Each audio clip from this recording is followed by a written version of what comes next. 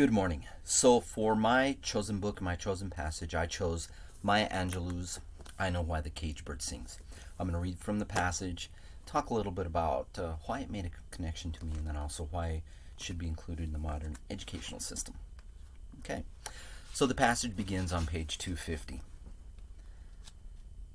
After a month, my thinking process had so changed that I was hardly recognizable to myself. The unquestioning acceptance by my peers had dislodged the familiar insecurity. Odd that the homeless children, the silt of war frenzy, could initiate me into the brotherhood of man.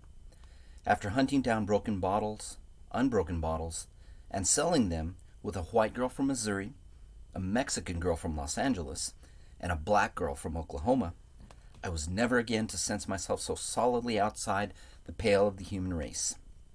The lack of criticism, evidenced by our ad hoc community, influenced me and set a tone of tolerance for my life.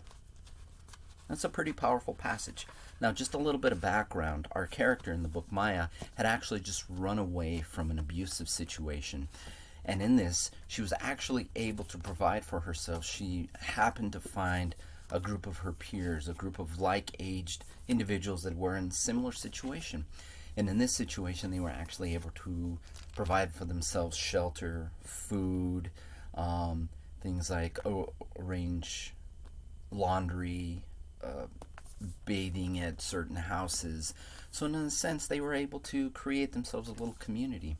Now, our main character, Maya, was actually able to find a sense of identity. As the passage states, this was the first time she felt she had been welcomed into the brotherhood of man.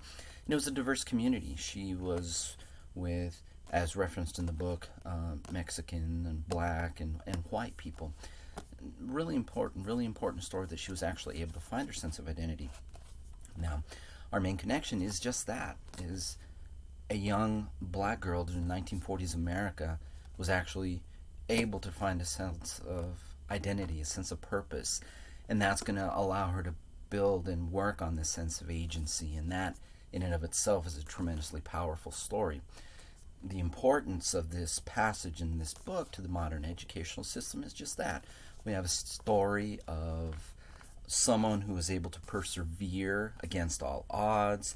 We have hard work. We've got issues of diversity, among many of the other important themes in this book. That's why I feel that this book should be included in anybody's reading, and especially in our modern educational system. Alrighty. Thank you very much.